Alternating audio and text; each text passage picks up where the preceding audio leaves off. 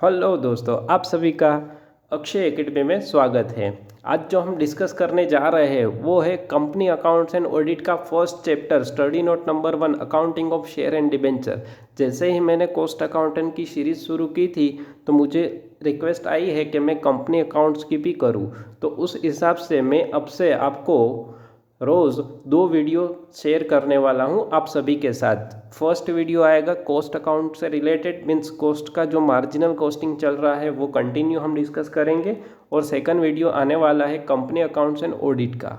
तो उसमें हम यूनिट स्टार्ट कर रहे हैं, वो है accounting of share and debenture. Means आपको हर रोज़ 2 वीडियो मिलने वाली है जो कि रहेगी हमारे कंटिन्यूसली जो यूनिट डिस्कशन कर रहे हैं उसको मैं डिस्कस करूँगा। अब उसमें से कौन कौन से इलस्ट्रेशन मैं आपके साथ कवर करने वाला हूँ, तो ध्यान से सुनिए। मैं मोस्ट टिपिकल और मोस्ट इम्पोर्टेंट होंगे एग्जाम पॉइंट ऑफ व्यू से वही इलस्ट्रेशन कवर करूँगा, सारे इलस्ट्रेशन कवर नहीं करूँगा। अगर आपको लगता है कि ये इलस्ट्रेशन मैंने स्किप कर दिया है और वो एग्ज़ाम के लिए इम्पोर्टेंट है और वो टिपिकल है, आपको समझ नहीं आ रहा, तो आप कमेंट बॉक्स में लिख के बता सकते हो कि इलस्ट्रेशन नंबर ये वाला हमें समझ नहीं आ रहा है, आप प्लीज़ उसको एक्सप्लेन कीजिए, तो मैं उसको आने वाले वीडियो में डिस्कस कर लूँगा।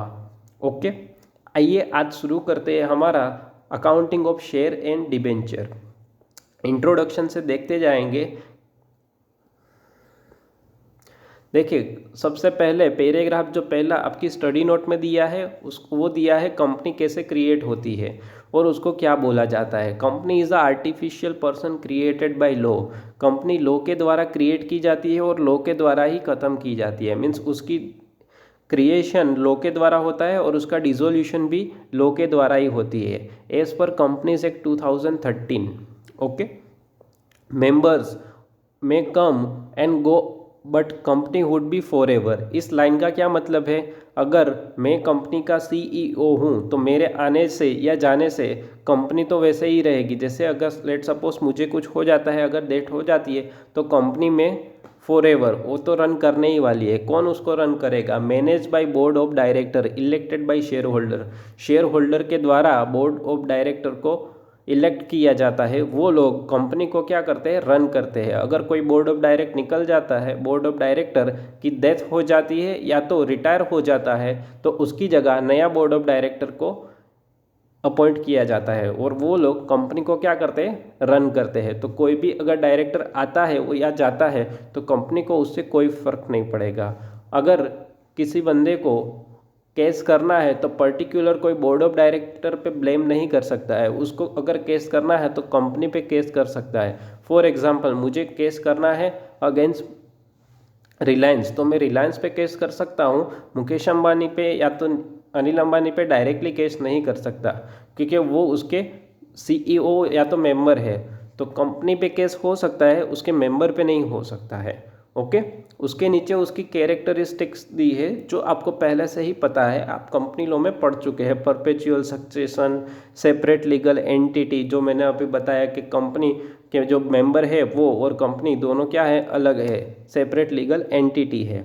ओके, नाउ अब पॉइंट आता है इश्यू ऑफ शेयर वाला, मीन्स यूनिट का जो नाम है वो आगे डिस्कस करते हैं। देखो, long term source of finance. अगर कंपनी को लॉन्ग टर्म सोर्स चाहिए, मीन्स फाइनेंस चाहिए लंबे समय के लिए, तो उसके पास 4 रास्ते हैं लॉन्ग टर्म फंड इकट्ठा करने के। कौन कौन सा है? सबसे पहले है इश्यू ऑफ शेयर, वो कंपनी क्या कर दे? शेयर इश्यू कर दे। सेकंड रास्ता है डिबेंचर इश्यू कर दे। क्या होता है डिबेंचर? जब हम डिबेंचर का यूनिट डिस्कस करेंगे तब उसको मैं डिटेल में बताऊंगा।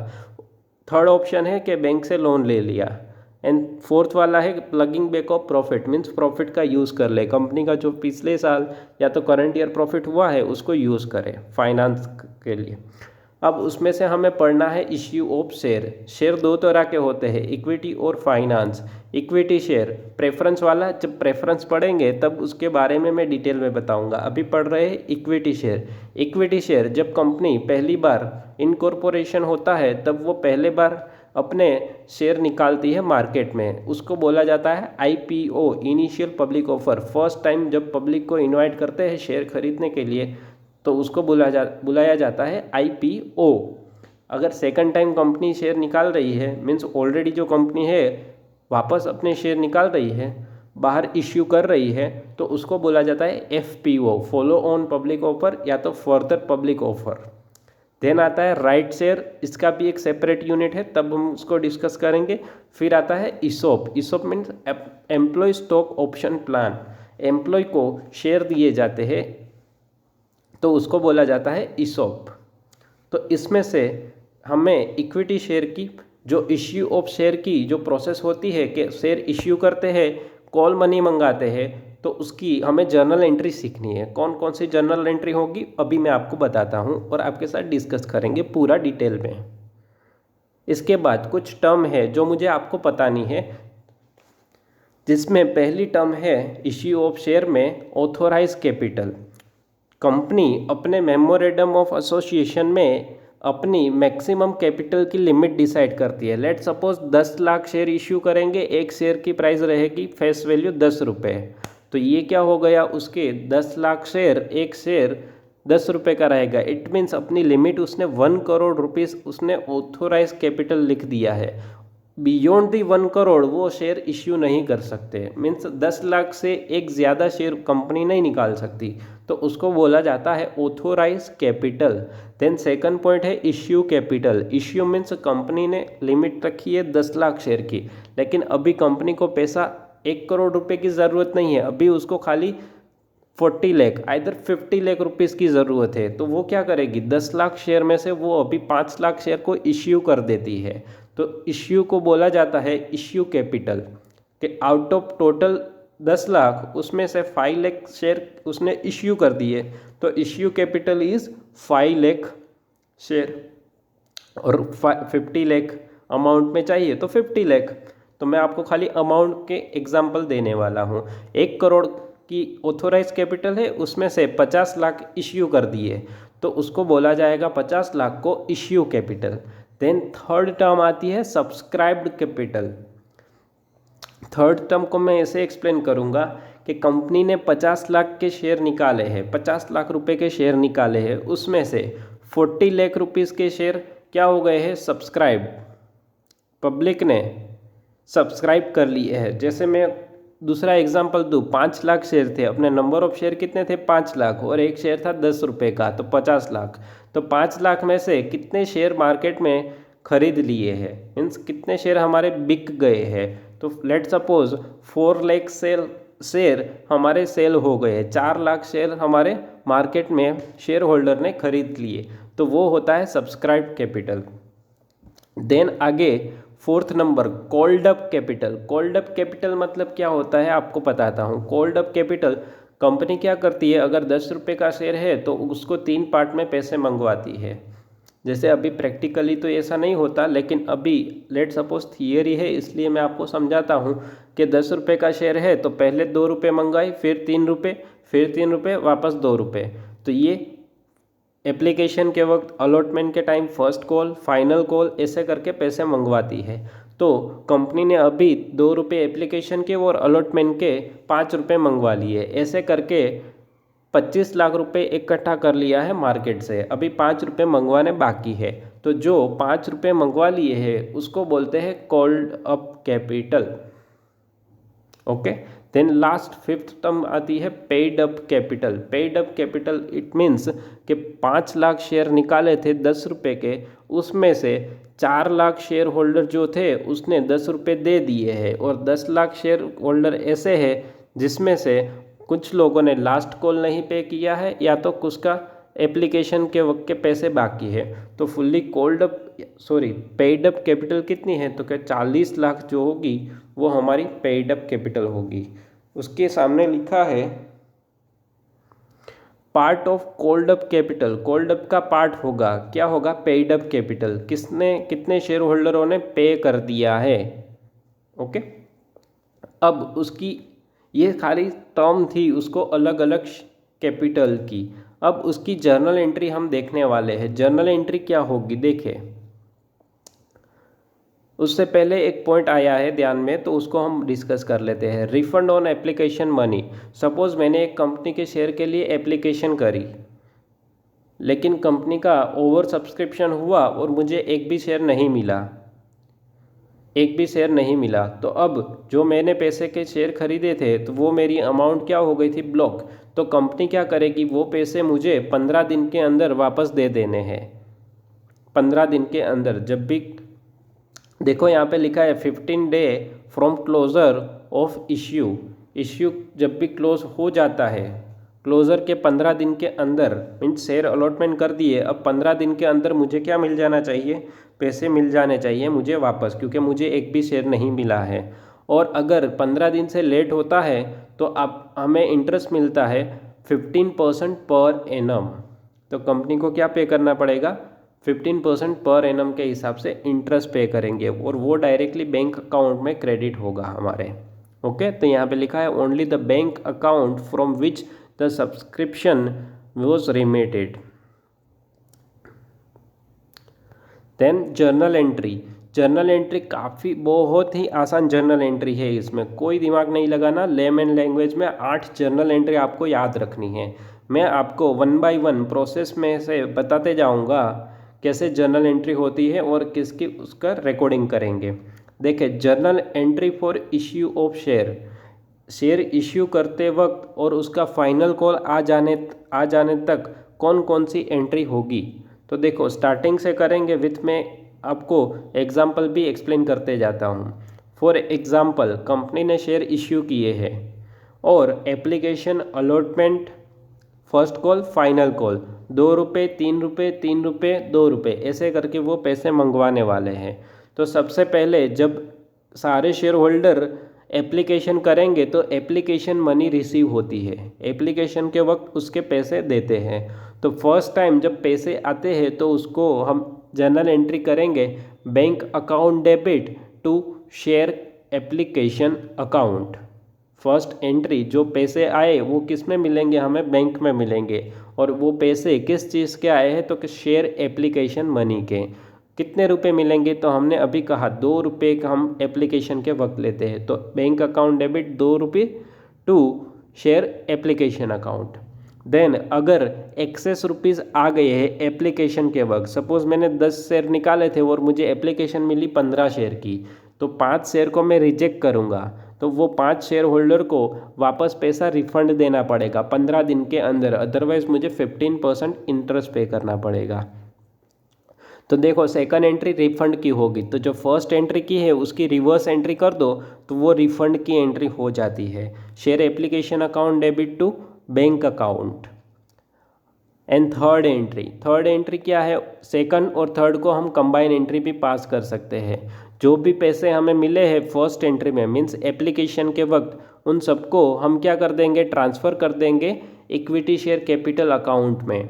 तो एप्लीकेशन अकाउंट में ट्रांसफ़र करना हो तो जो शेयर एप्लीकेशन अकाउंट अभी क्रेडिट हुआ था उसको यहाँ पे डेबिट किया जाएगा। मीन्स देखो, share application account debit to transfer कहाँ पे हो गया, शेयर कैपिटल में ट्रांसफ़र हो गए वो पैसे। तो आप देखोगे फर्स्ट एंट्री में एप्लीकेशन अकाउंट क्रेडिट है और थर्ड एंट्री में एप्लीकेशन अकाउंट डेबिट हो गया है। मीन्स क्रॉस दोनों एक दूसरे से टैली हो जाएंगे और क्रेडिट क्या हो गया, शेयर कैपिटल। तो इस एंट्री में अगर एप्लीकेशन निकाल दे तो bank account debit to share capital account, और अगर प्रीमियम से शेयर निकाले हैं तो टू सिक्योरिटी प्रीमियम आएगा। Okay, third entry clear. Then first हमने ये 2 एंट्री पास करनी है। अब सेकंड और थर्ड एंट्री को कंबाइन पास करना हो तो भी हो सकता है। Share application account debit to share capital to security premium and to bank account, ये सेकंड एंड थर्ड को हम कंबाइन एंट्री पास करेंगे इसकी। ओके, तो फर्स्ट एंट्री हो गई एप्लीकेशन की, हर एक ट्रांजैक्शन की, मीन्स एप्लीकेशन की, अलॉटमेंट की, फर्स्ट कॉल, फाइनल कॉल, हर एक की 2-2 एंट्री पास होगी। इसमें पहले पैसे आए थे और फिर हमने उसको ट्रांसफ़र कर दिया शेयर कैपिटल अकाउंट में। अब जो भी शेयर होल्डर है उसको हम कॉल करेंगे, मीन्स पैसे उससे लेने हैं तो उससे मांगेंगे कि भाई अब आपको अलॉटमेंट होने वाला है तो अलॉटमेंट के पैसे भेज दो। तो अलॉटमेंट के पैसे ड्यू होने की एंट्री पहले करेंगे हम। Share allotment account debit to share capital to security premium if हो तो, अदरवाइज नहीं। अगर शेयर प्रीमियम दिया है तो शेयर प्रीमियम आएगा, अदरवाइज एंट्री होगी share allotment account debit to share capital account. ये एंट्री हमने पास की कि भाई अलॉटमेंट के पैसे सारे शेयर होल्डरों से मांगे हैं, अब उस अलॉटमेंट के पैसे हमें मिलेंगे, तो अलॉटमेंट मनी रिसीव, तो उसकी एंट्री होगी बैंक अकाउंट डेबिट। जब भी पैसे रिसीव होते हैं तो बैंक अकाउंट डेबिट होता है, जब भी हम पे करते हैं तो बैंक अकाउंट क्रेडिट होता है। तो bank account debit calls in arrears account debit यहाँ पे किया है। उसका मतलब होगा कि हमने शेयर होल्डर से पैसे मांगे थे अलॉटमेंट के लिए 3 रुपये, लेकिन कुछ शेयर होल्डर ऐसे थे जिसने 3 रुपये नहीं दिए, तो उसको हम लिखेंगे कॉल्स इन एरियस के सामने and to share allotment account. तो फोर्थ एंट्री और फिफ्थ एंट्री को आप देखो तो एंट्री क्या हुई है, अलॉटमेंट अकाउंट डेबिट हुआ फोर्थ एंट्री में, अलॉटमेंट अकाउंट क्रेडिट हुआ फिफ्थ एंट्री में। तो सिंपल एंट्री पास हम करें दोनों को क्लोज करके, तो bank account debit calls in arrears account debit to equity share capital या तो टू शेयर कैपिटल। तो फर्स्ट में जो डेबिट करते हैं हम अलॉटमेंट, वो सेकंड में क्या हो जाएगा, क्रेडिट हो जाएगा। Okay clear. आगे बढ़ते हैं नेक्स्ट एंट्री पे। नेक्स्ट एंट्री फर्स्ट कॉल या तो शेयर का फाइनल कॉल मंगवाते हैं तब क्या एंट्री पास करेंगे, तो हम एंट्री पास करेंगे शेयर कॉल अकाउंट डेबिट, या तो फर्स्ट कॉल लिखेंगे या तो फाइनल कॉल जो भी होगा। पैसे ड्यू होने की एंट्री पड़ेगी, फिर पैसे हमें मिलेंगे। पहले हम क्या करते हैं, रिक्वेस्ट करते हैं पैसे दे दो, और फिर वो लोग पैसे देते हैं। उसमें से कुछ शेयर होल्डर पैसे नहीं देते हैं तो उसको हम कॉल्स इन एरियस लिखते हैं। तो देखो share call account debit to share capital, और उसकी बाद वाली एंट्री में क्या होते हैं, पैसे मिलते हैं। तो बैंक अकाउंट डेबिट लिखा है call money receive bank account debit, calls in arrears account debit means कुछ शेयर होल्डर से पैसे नहीं मिले, और to share call account call advance और कॉल्स इन एरियस, इसको मैं आपको एक क्वेश्चन के थ्रू समझाने वाला हूँ क्या होता है ये कॉल्स इन एरियस और कॉल्स इन एडवांस। अभी आप इतना याद रखो कि 8 एंट्री पास करनी है, उसमें से पहले एप्लीकेशन से शुरू होगा, फिर अलॉटमेंट, और फिर फर्स्ट कॉल और फाइनल कॉल। ऐसे करते आपको 4 एप्लीकेशन की 8 एंट्री करनी है, मीन्स 4 इश्यू की अलग अलग 8 एंट्री करनी है। वो एंट्री कौन सी होगी, अगेन मैं आपको रिपीट कर देता हूँ। पहले बैंक में पैसे मिलते हैं एप्लीकेशन के वक्त, तो बैंक अकाउंट डेबिट होता है टू शेयर एप्लीकेशन होता है, और शेयर एप्लीकेशन मनी को ट्रांसफ़र कर देते हैं हम शेयर कैपिटल में, और उसके बाद सारी एंट्री उल्टी हो जाती है। उल्टी मीन्स पहले मैं बैंक अकाउंट की एंट्री पास करी थी, देन मैंने ट्रांसफ़र किया था। थर्ड एंट्री से मीन्स फोर्थ एंट्री से हमने सीखा कि अलॉटमेंट की एंट्री पहले होगी फिर बैंक की एंट्री होगी। तो ये माइंड में कोई डाउट मत रखना कि पहले हमने वहाँ पे बैंक की करी और फिर इन सब में तो बाद में कर रहे हैं, वैसा नहीं होता। क्योंकि एप्लीकेशन में पैसे पहले मिलते हैं देन हम ट्रांसफ़र करते हैं, उसमें हम पहले पैसे मांगते हैं फिर हमें पैसे मिलते हैं, इसलिए वो एंट्री ऐसे होती है। ओके अलॉटमेंट मनी ड्यू, उसकी भी एंट्री हमने देखी थी, allotment to share capital and bank to allotment. Now इसका मैं आपको एक क्वेश्चन भी करवा देता हूँ तो आपको पूरा क्लियर हो जाए। देखिए illustration number 1, PK limited made on issue 10 lakh equity share of ₹10 each, it means 10 lakh share निकाले हैं, 10 रुपये का एक शेयर है। पेएबल ऑन ₹2 ऑन एप्लीकेशन, मैंने हाईलाइट किया है, एप्लीकेशन के वक्त 2 रुपये मिलेंगे, ₹4 अलॉटमेंट के वक्त एंड ₹4 ऑन कॉल, 2 4 4 टोटल करो 10 रुपये हो गए। ओके सबसे पहले एप्लीकेशन के वक्त 2 रुपये मिलेंगे, तो 10 लाख को 2 से मल्टीप्लाई करो तो कितना होगा, 10 2 20, इट मीन्स 20 लाख रुपीज़। तो यहाँ पे अमाउंट के 3 ज़ीरो पीछे के निकाल दिए हैं, तो कितने रहेंगे 2000 रुपीज़। तो पहली एंट्री क्या होगी, बैंक अकाउंट डेबिट, बैंक में एप्लीकेशन के वक्त पैसे मिलेंगे, और 2 इक्विटी शेयर एप्लीकेशन 2000 कैसे किया, 10 लाख शेयर इंटू 2 आएगा आंसर 20 लाख, लेकिन उसमें से 3 ज़ीरो निकाल दिए तो कितने बचेंगे 2000। देन सेकंड एंट्री, एप्लीकेशन को ट्रांसफ़र करना है इक्विटी शेयर में, तो equity share application account debit to equity share capital account 2000। Then उसके बाद एप्लीकेशन की 2 एंट्री हो जाए, उसके बाद अलॉटमेंट की 2 एंट्री करेंगे। अलॉटमेंट मनी पहले ड्यू होगी, तो एंट्री होगी equity share allotment account debit to equity share capital. अब यहाँ पे प्रीमियम नहीं दिया है तो प्रीमियम की एंट्री नहीं की है, तो share allotment account debit to capital account. देखो 10 लाख शेयर थे और 4 रुपये मंगवाए हैं अलॉटमेंट के टाइम, तो 10 लाख इंटू 4 कर दो तो कितना आ जाएगा 40 लाख।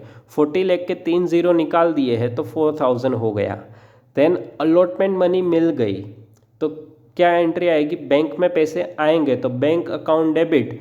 अब वो पैसे किसके हैं, इक्विटी शेयर अलॉटमेंट के हैं, तो अलॉटमेंट अकाउंट क्या हो गया, क्रेडिट हो गया। तो पहली एंट्री में अलॉटमेंट अकाउंट डेबिट हुआ, सेकंड में क्रेडिट हो गया। क्लियर। देन थर्ड जो लास्ट कॉल मनी है उसकी एंट्री करते हैं। Equity share first and final call account debit to equity share capital, means पहले हमने पैसे ड्यू किए, मीन्स मांगे पैसे शेयर होल्डरों से। कितने मांगे, 4 रुपये, क्योंकि कॉल के कितने मंगवाने हैं, 4 रुपये। तो 10 लाख इंटू 4 कर दो 40 लाख। 40 लाख तो कितने जीरो होंगे, 6 में से 3 निकाल दो 4000। तो एंट्री हुई equity share first and final call account debit to equity share capital 4000 and अब 4000 रुपीज़ हमें मिल जाएंगे, रिसीव हुए तो बैंक में पैसे आएंगे, तो bank account debit to equity share first and final call account 4000। तो ये सिंपल एंट्री थी जो कि सबसे बेसिक एंट्री है, वो आपको आनी चाहिए। ओके, इसके बाद और एक एग्जांपल डिस्कस करते हैं आपके साथ, जो है इलस्ट्रेशन नंबर 2। ओके, देखिए क्वेश्चन में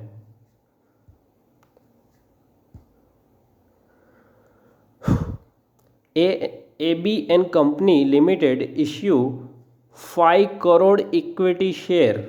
देखो यहाँ पे लिखा है 5 करोड़, तो 5 करोड़ को मैं 5 जीरो निकाल देता हूँ तो कितने हो जाएंगे 500। तो नीचे देखो इन लेख में इंफॉर्मेशन लिखा है, तो मैं खाली 500 बोलूँगा कि 500 इक्विटी शेयर निकाले 10 रुपये के। तो AB and company limited issue 500 equity share of ₹10 each at a premium of 4 पर शेयर। क्या लिखा है, 10 रुपये का शेयर 4 रुपये प्रीमियम से, मीन्स 40 रुपीज़ से निकाल रहे हैं, 14 रुपीज़ से हम निकाल रहे हैं। पैसे कैसे कलेक्ट करेंगे, तो देखो 1 रुपीज़ पर शेयर ऑन एप्लीकेशन। एप्लीकेशन के वक्त हम 1 रुपये मंगवाते हैं। 6 पर शेयर ऑन अलॉटमेंट, 6 रुपये हम अलॉटमेंट के वक्त मंगवाएंगे। इंक्लूडिंग प्रीमियम लिखा है, इट मीन्स जो 4 रुपये प्रीमियम है वो इंक्लूड है 6 रुपये में। इट मीन्स अलॉटमेंट का तो 2 ही रुपये है, 4 रुपये तो उसमें क्या है, प्रीमियम के है। And 3 rupees on first call, 3 रुपये फर्स्ट कॉल के time. And balance in final call, final call के लिए कितना बैलेंस बचेगा, तो देखो 1 रुपये एप्लीकेशन के वक्त मिला, 3 रुपये फर्स्ट कॉल के मिले, 4 रुपये हुए, और अलॉटमेंट के वक्त 2 रुपये ही कैपिटल के हैं, 4 रुपये तो प्रीमियम के हैं, तो 2 रुपये उसके, तो कितने हुए 6 रुपये। तो 10 में से 6 रुपये हम इसमें मंगवा रहे हैं, तो फाइनल कॉल के कितने बचे 4 रुपये, तो फाइनल कॉल में आएंगे 4 rupees. The share were all subscribed and all money due was receive. सारे शेयर सब्सक्राइब हो गए और मनी रिसीव हो गई, एक्सेप्ट फर्स्ट कॉल में पैसे नहीं मिले। कितने शेयर होल्डर के नहीं मिले, 1 लाख शेयर होल्डर के। तो 1 लाख का फर्स्ट कॉल नहीं मिला, 3 रुपये मंगवाने थे, तो 3 लाख रुपए नहीं मिले। और the final call 1.5 lakh share का, मीन्स 1,50,000 शेयर पे हमें फाइनल कॉल नहीं मिला। Give the cash book and generalized entry and record the above transaction. देखो जब कैश बुक बनाने का बोले या तो कैश अकाउंट इधर बैंक अकाउंट बनाने का कहे, तब जर्नल एंट्री में बैंक अकाउंट की एंट्री नहीं होती है, तब वहाँ पे ओनली बैंक के अलावा जो एंट्री होती है वहीं पास की जाती है। लेकिन मैं आपको आंसर के साथ समझाऊंगा कि कैसे कैश बुक बनानी है, विथ वो हमारी जो कॉमन एंट्री अभी मैंने ऊपर की थी उसी में से। ओके, तो पहले देखो स्टार्टिंग कहाँ से करेंगे, एप्लीकेशन से। एप्लीकेशन के वक्त जो पैसे मिलेंगे कितने मिलेंगे, पहले एंट्री बता देता हूँ। Bank account debit to share application, either equity share application account 500 share पे एप्लीकेशन के वक्त हमने मांगे हैं 1 रुपये, एप्लीकेशन के वक्त 1 रुपया मिलेगा, तो उसकी एंट्री होगी, देखो, bank account debit to share application account. अब हमें यहाँ पे क्वेश्चन में बोला है कि क्या बनाओ, कैश बुक बनाओ। तो देखो मैंने एंट्री के आगे क्रॉस चेक किया है, इट मीन्स कि ये एंट्री नहीं करनी है, आपको जर्नल एंट्री नहीं करनी थी, लेकिन मैंने आपको समझाया क्यों, लिख के आप समझ सको कि कैश अकाउंट में अब मुझे इसकी डायरेक्ट लेजर पोस्टिंग करनी है। तो इसकी मुझे कैश अकाउंट में लेजर पोस्टिंग करनी है तो क्या होगी, बैंक अकाउंट डेबिट है या तो कैश अकाउंट, दोनों सेम होता है। बैंक अकाउंट डेबिट है तो मुझे वहाँ डेबिट साइड लिखना है, क्या लिखेंगे, इक्विटी शेयर एप्लीकेशन अकाउंट, कितने रुपए, 500 रुपीज़। तो 500 डेबिट साइड लिखे हैं मैंने, तो वो एंट्री नहीं होगी, वो डायरेक्टली क्या करेंगे, हम पोस्टिंग करेंगे यहाँ पे to equity share application 500। Entry कहाँ से शुरू होगी, सेकंड एंट्री से, डायरेक्टली उसको ट्रांसफ़र किया जाएगा इक्विटी शेयर कैपिटल अकाउंट में। तो लिखा है share application account debit 500 to equity share capital account. अब ये सारी अमाउंट जो है करोड़्स में दी है, तो मैंने 5 जीरो उसके हटा दिए हैं, ओके, तो 500 हो गया है। ये हो गई अलॉटमेंट की एंट्री। अलॉटमेंट में सबसे पहले बैंक की एंट्री आती है, तो बैंक की एंट्री ट्रांसफ़र हो जाएगी कहाँ पे, कैश बुक में। तो यहाँ पे स्टार्टिंग की एंट्री होगी share application to equity share capital की। उसके बाद सेकंड एंट्री अलॉटमेंट की। अलॉटमेंट के वक्त ध्यान रखना है, उसमें क्या है, इंक्लूडिंग प्रीमियम है, तो प्रीमियम की हमें अलग से एंट्री निकालनी है, करेंगे। देखिए 500 शेयर 500 मीन्स 5 करोड़ है, उसमें से हम 500 कर दिया है क्योंकि 5 जीरो निकाल दिए हैं, तो 500 कहेंगे। 500 इंटू 6 पर शेयर अलॉटमेंट के वक्त मिलता है, तो 500 इंटू 6 कर दो तो कितना आ जाएगा, 3000 अलॉटमेंट के वक्त मिलेंगे। लेकिन 6 रुपये है, उसमें से 4 रुपये प्रीमियम के हैं और 2 रुपये कैपिटल के हैं, तो 500 इंटू 2 रुपीज़ करें तो 1000 होगा कैपिटल का, और 500 इंटू 4 करेंगे तो 2000 होगा प्रीमियम का। तो एंट्री क्या होगी, देखो, share allotment account debit 5 crore into 6, तो हमारा आ जाएगा 3000, और to equity share capital 5 into 2 1000, और to security premium 5 into 4 2000 rupees. Okay, सारी इंफॉर्मेशन करोड़्स में है, इसलिए मैंने 5 जीरो हटा दिए हैं। तो ये अलॉटमेंट के पैसे हमने मांगे हैं कि इतने पैसे शेयर होल्डर से लिए हैं, तो ये ड्यू की एंट्री हमने निकाली। उसके बाद फोर्थ एंट्री, पैसे मिले 3000 रुपीज़ मिल जाएंगे, मिले तब एंट्री होती है bank account debit to share allotment account. Allotment वहाँ पे डेबिट था, यहाँ पे क्रेडिट हो गया 3000।